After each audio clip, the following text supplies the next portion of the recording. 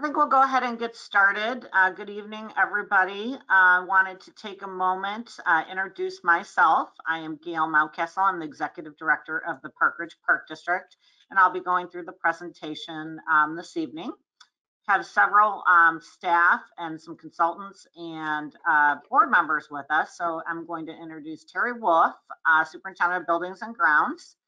Sandra DeAngelis is our Superintendent of Finance. April Armour is our Superintendent of Recreation. Margaret Holler, Marketing and Public Relations Director. Marianne Lucar is our Executive Administrative Assistant. We have Brent Dolan, our Oakton Facilities Manager. And then we have Craig Pulte and Anya Schultz from White and Company, the architects that we're working with. And we also have President Jennifer LeDuc and Vice President John Tunnell from our Park District Board. And these two board members were also on the Oakton Task Force. So they've been with the project for several years with us now. So welcome and thank you so much for attending tonight. And like I said, I'm going to go through the presentation. We'll have plenty of time for questions afterwards. So I will get us started. Tonight, we're going to overview the proposed project and the resident benefits. We're going to talk about the plan timeline, the tax implications, and questions. And I just realized I'm going to turn my camera off so you can see more of the screen. And like I said, we'll come back afterwards. The first slide we wanted to go into and just share with you is how the question will look on the ballot. So I'm not going to read the whole question, but this is how the question will appear on the ballot on November 8th. So I just wanted to say and remind everybody that you still need to vote. This has not appeared on the ballot yet. As we've been going out to several community events and meetings, what we're hearing is that some people already thought they voted, and that's certainly understandable because we've been working on this process for the last 5 years, and we did send a survey out last fall, and that's what people might think that, you know, that they voted already, but it is something that you need to vote on, like I said, during the election. So on the screen now is the site plan. So to get you familiar with the location, in case you are not, at the bottom of the screen is Oakton Street, and then we have Bussey Highway as another vantage point. The existing ice rink is here, and the current support building is currently here. So we're going to now take a closer look at the proposed floor plan. This view is an overview of the new proposed building. The existing ice arena would stay, but you can see the support building is removed, the current one, and the proposed new facility keeps everything on one floor. We also add in a new studio rink and a new indoor turf field. And now we're going to zoom in on the rinks. So as I mentioned, the existing rink would stay, but we replaced the mechanical system, the dasher boards, and the bleachers. The replacement of the mechanical system has been the catalyst of this project. This system currently uses R22 refrigerant, which has been phased out of production. So we need to change to a new refrigerant, which requires the mechanical system to be replaced. Additionally, the system is 25 years old and it's past its useful life. The type of refrigerant we will utilize is still under consideration. We have considered ammonia and CO2, but since the market for products continues to evolve, we want to fully analyze this and make a decision during design development, which would happen once we know that the project has been approved. To replace the mechanical system and refrigerant, the rink floor and the dashers have to be removed.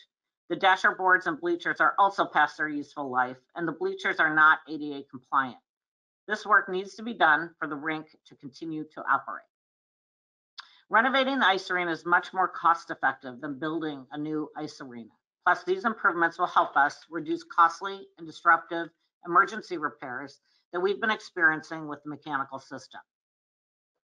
We're moving the team rooms. We would move the team rooms so they would be directly adjacent to the main rink, and the skaters no longer have to go up and down the current tight staircase to the rink while wearing their skates. We would add a 60 by 90 feet studio rink. This smaller rink allows us to move some group and private lessons to this smaller rink and then opens up time on our main rink to expand programming.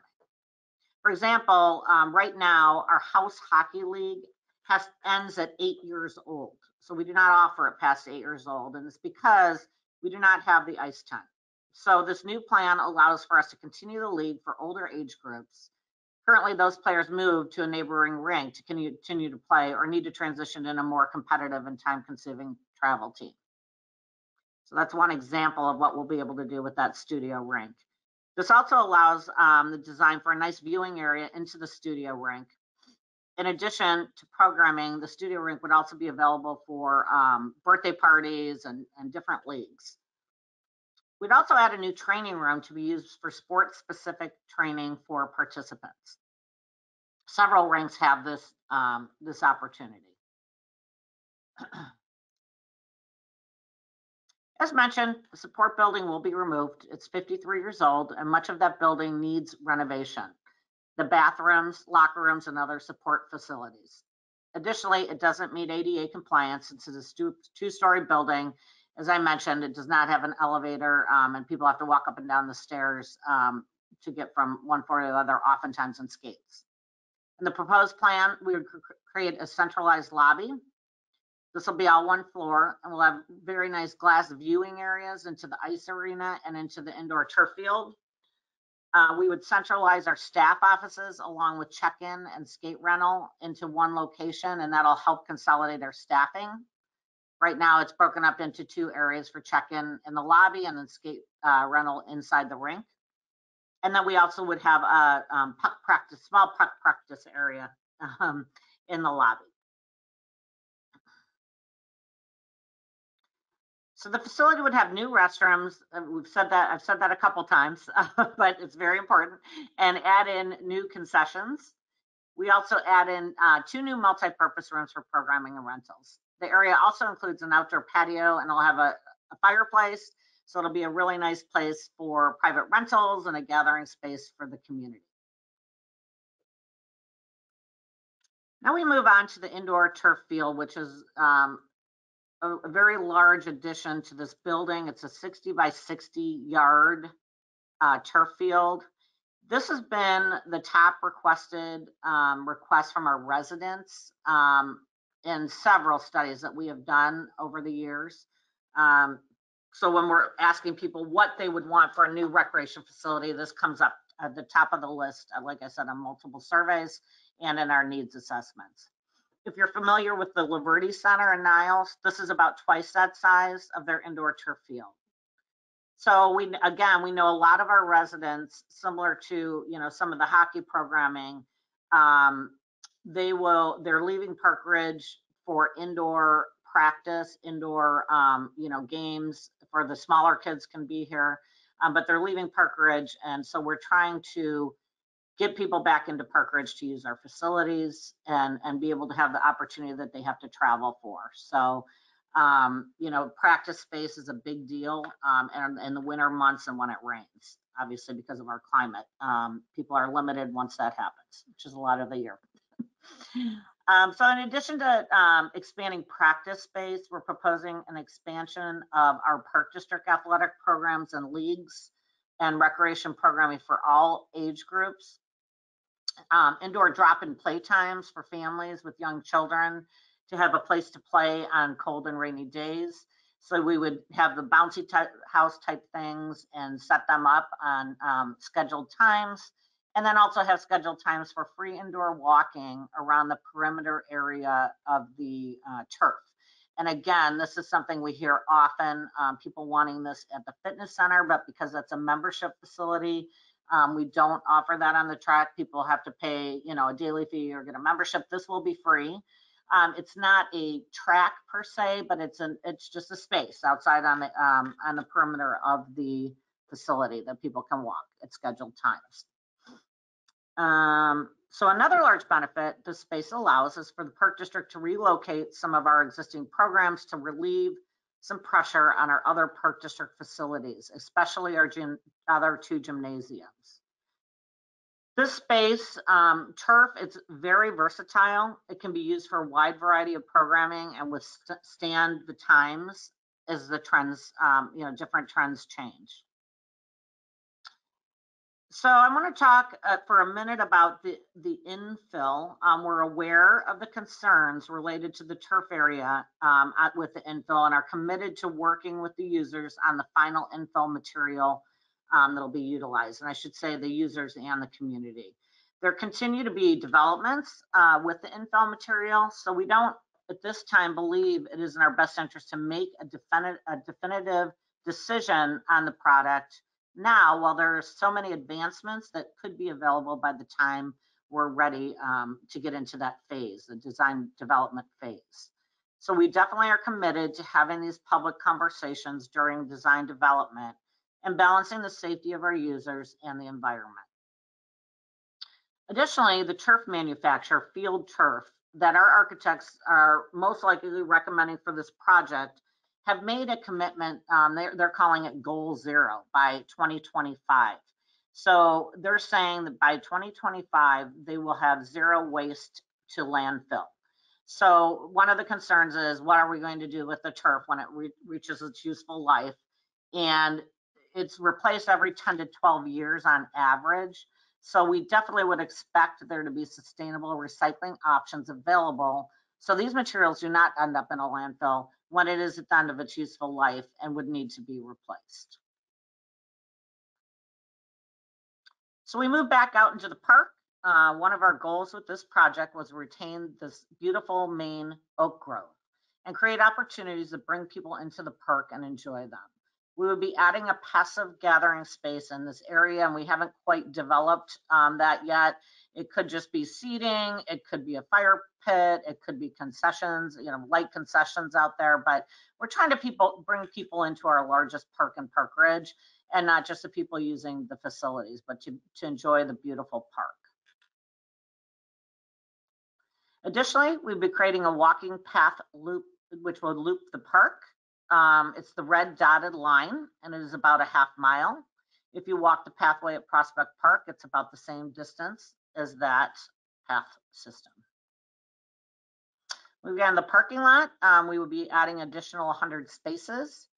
The reddish color that is by the kind of the black lines there is the plan is for permeable pavers, and they would feed into an underground detention area to help with stormwater management. The drive areas are asphalt to save on cost and wear and tear. There would also be native plantings, bioswales will be added, and bioswales will be added in the island areas.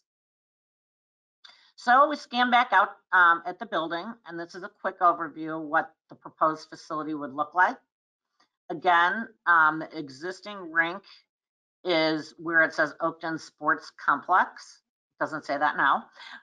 The studio rink is would be towards Oakton, and the indoor turf field would be in the back area of the building, with people entering the new lobby area in between the rink and the turf area. So here's another view of the entrance area. One thing I'd like to stress and point out at this time is that this project is, obviously it's a renovation of the Oakton Ice Arena facility, and also I don't think I mentioned actually the driving range would also be getting some new netting and poles, and then the dog park would move. I guess I stopped on the plan on Margaret. Can we go back to that slide 12? So I didn't mention, I'll show that we're getting new netting and poles on the driving range. This will help with a lot of the errant golf balls. And we're also moving the dog park that is on the other side of the ice rink at this time. And we would be moving it to the north of the driving range. And it would be more wooded back there and an improved dog park area. So going back, to the view of the building, I think that while we're focusing on Oakton Park and facilities here, we have been moving around the district, looking at all these older facilities and trying to fix them, to maintain them. But This is really a benefit for the entire district as a whole. We did analysis on the potential financial performance of this facility, and not only will it cover the ongoing capital replacement needs of the facility over time, but it will also generate an additional surplus to help pay for other future capital improvements district-wide. So it's a piece of the whole puzzle of the district moving forward, you know, taking care of our needs now and then moving into the future. Now we'll talk about the money. The proposed cost for the entire project is $36.9 million. 3.5 of that million the district has in capital savings for the mechanical portion of the project, and then the remainder will be issued in bonds. So that's the $33.4 million in bonds. You know, the district finances are not set up to handle this type of project in our annual capital. And we're structured that any type of project like this has to go for a public vote. Our annual capital is typically for repair and replace and sometimes smaller new additions. But improvements such as this, as I said, have to go to referendum. This would be repaid, the bonds, over 25 years, be structured to be repaid over 25 years. And based on the median Park Ridge property value of $437,000, the annual cost would be $135.70 to be specific per year, or $11 per month to the average homeowner. Now, we do have a tax calculator on our website, so each resident can go on and put their, you know, the property value in to see how much this would affect them personally. So I'd just like to say that, you know, I think it goes without saying, but park improvements not only enhance your quality of life and property values, but this investment in the parks will also help to continue to make the Park Ridge Park District and the community a desired place to live and play. Talk about the project timeline. If the referendum passes, construction is scheduled to start in spring of 2024, and that's an estimate based on permitting, and we would be going to bid. Like I said, design development, we would go to bid. We have to get permitting before we go to bid.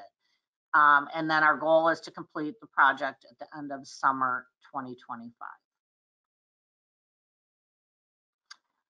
This shows you, again, as a reminder, we just want everybody to go out and vote, make your voice heard, and gives you the early voting times and dates.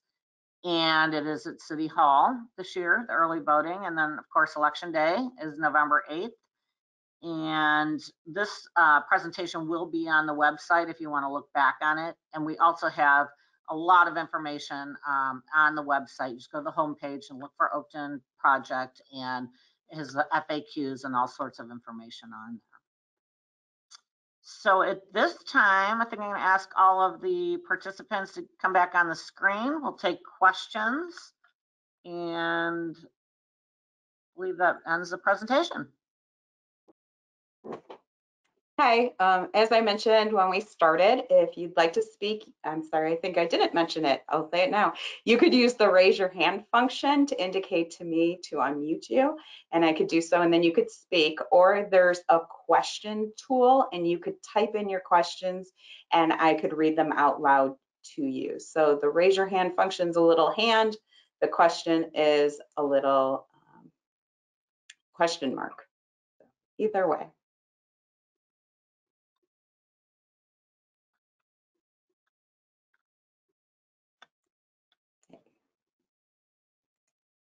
Gary, you could unmute yourself to speak. All right, it says you did it for me, so thanks. You know, I talked to a skater on the rink, a hockey dad, and he was talking about another rink that he saw where the floor had been sunken down. I know we're going to try and preserve the roof because everybody loves the roof and that, but he made the point that I'm assuming it's early enough in the construction that at least it could be considered. If you ever sank the ice rink itself, the ice pad lower, you could actually have more stands without changing the roof. So I don't know if that's something we're thinking about or not, but it was just something that a skater dad said to me this past week. It was an interesting concept. So it's more of a throwing it out there for you to think about if it's worth it. Because right now you're limited in your stands based on the roof. Right. Very good. We'll take that note, and that would be clearly a design development item. Thanks, Gary.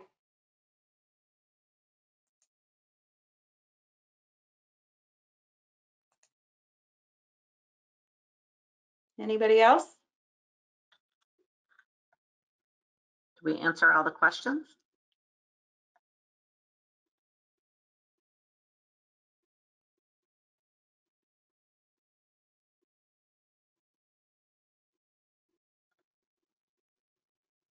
It's a shy group. Oh, here's one. How does this cost to remodel compare to Glenview cost to build new? I do not have the answer to that question. We can get the answer, I'm sure. So how does it compare to Glenview's build and how much they spent? Is that the question? Somebody said Glenview was, she typed again that her name is Nancy, that Glenview was around 15 million. Have to look that up. I know it's a different building. If there's more questions, we could probably look that up. Okay, I'll go on to the next one. It's from Kevin. Can you explain the infill issue again, please? Sure, I will do my best. And what I'm showing is, to go back to that, I'm showing 29 million Glenview Ice Center renovation project launched.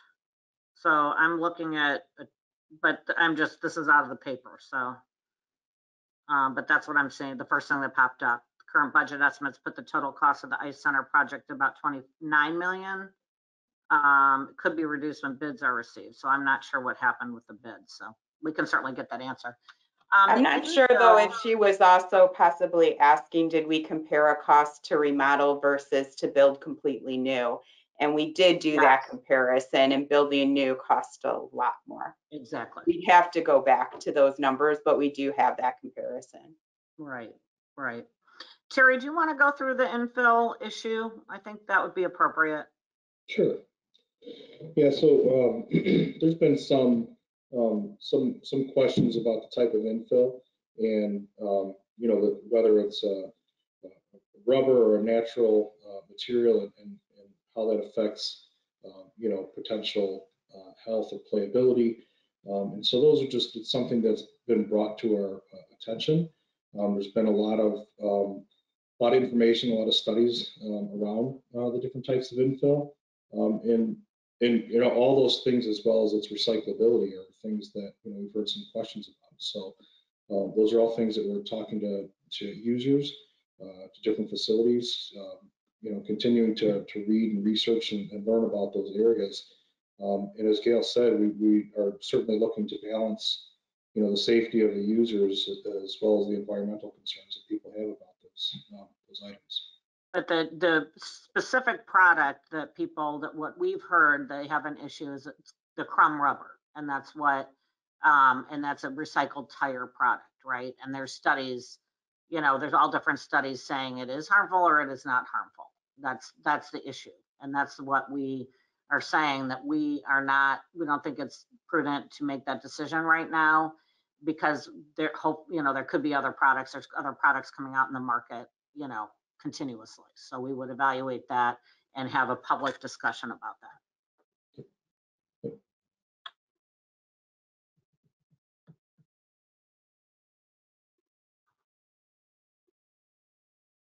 Anybody else?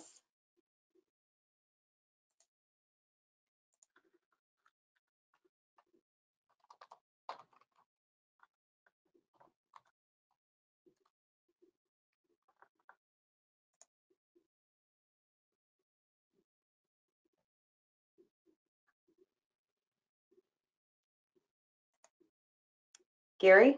Well, I'm just going to throw out that I've been very pleased with how many people that I've spoken to that have been supportive of this, and look forward to opportunities of not having to travel so far for some of these features, as well as just new things that'll be available in Park Ridge. So Thanks, Gary. Thank you.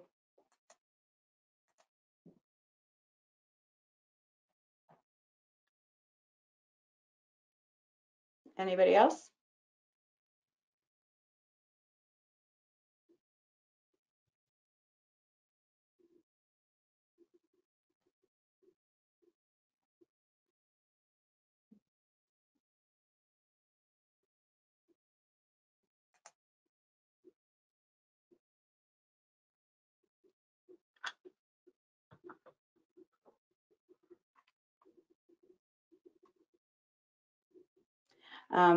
Anya pointed out in their chat that Glenview project was an ice rink, a studio rink, and was an ice rink with a studio rink. And our project has the ice rink, the studio rink, and the turf field. So that's also a difference in the pricing. And we are over 110,000 square foot in turf. Square foot.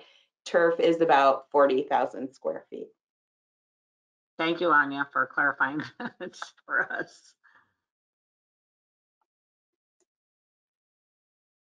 I think that just remind anybody in the audience, if there's somebody that you know that's interested, and I know we've advertised this, we are going to have another public meeting, but that one will be in person, and that'll be next Wednesday, the 19th at the O'Connor Building in Prospect Park at 7 p.m. Okay. That's it. I think we're done. Thank you very